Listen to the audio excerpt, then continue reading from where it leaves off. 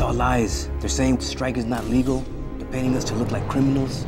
I failed you as a leader, and I will fast until everyone makes a pledge recommitting themselves to nonviolence. Does he know what he's doing to you? No, he doesn't. They've been coming in bigger numbers ever since Chavez quit eating.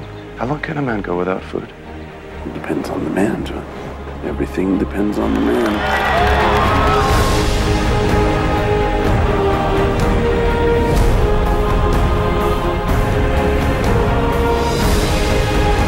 Once social change begins, it can't be reversed. You can't humiliate someone who has pride, and you can't oppress someone who's not afraid anymore.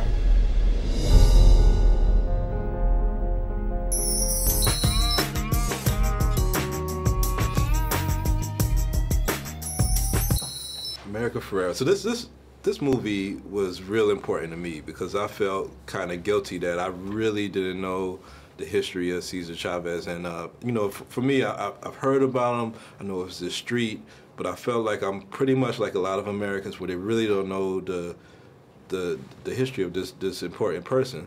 So how important do you think that this movie will be as far as influencing people that don't have that knowledge on it?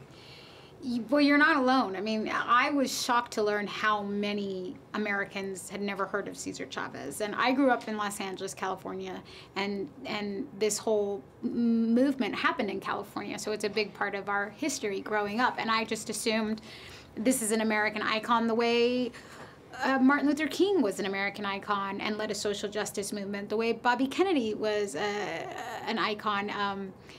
And again, shocking to come to learn that, you know, not a lot of Americans knew who he was. So it is really a great opportunity for us to get to have this American hero have his due and have his story told. And so it was a real honor to get to be a part of it. Your character is real central, playing the wife, Miss Helen Chavez, because you see that behind all of these social activists and heroes that we have here in our history, that there's always this family that's going through it with them that you may not, you know, learn about. But I think you did a good job of illustrating. What did you learn from playing that role about Cesar Chavez that you didn't know from your own upbringing here? Yeah, well, I think the most interesting things to learn about were the personal sacrifices, you know, to learn what his children went through, you know, and what they sacrificed. And also, particularly for me, learning about Helen and the role that she played, not just as the woman who raised the kids and made the money and fed the family and, you know, was his partner, but she was an activist, and she was deeply devoted to this cause. It was very personal to her. She grew up working on the fields from the time she was 7 years old. So this was personal to her, and she was a part of forming the union. She ran the credit union. She was on the front lines protesting and pamphleting and getting arrested. And so it was just really wonderful to have her true involvement and all of the contributions she made be seen. Right, right.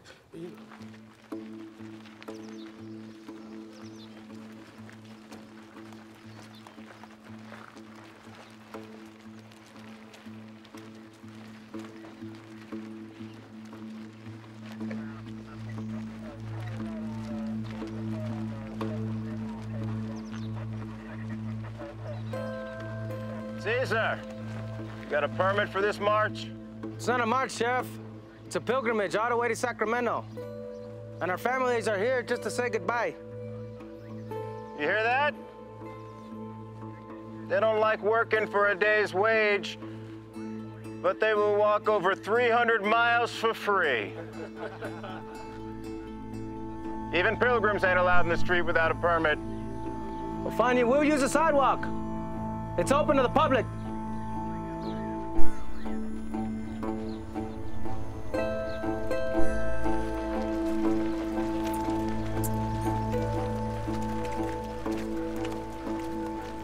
You know, another thing that's surprising is, you know, one of the great things that Cesar Chavez did with the AFW is that he took on the Filipinos' cause and marched for them also.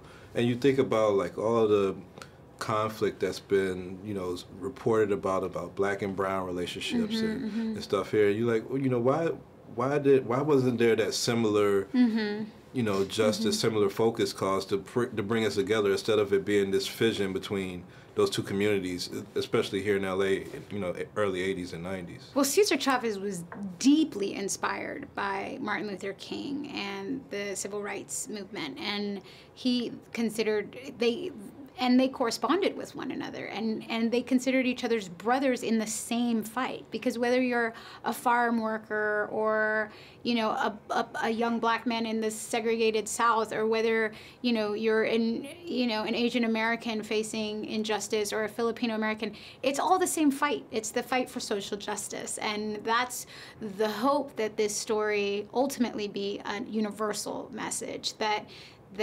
what Chavez was saying was not, you know, our duty is to Mexican farmers. It was our duty is to our fellow brother and sister, regardless of the color of the skin. Wow. Great story, great performance. Thank you for bringing this story to life. Thank you so much. Thank you.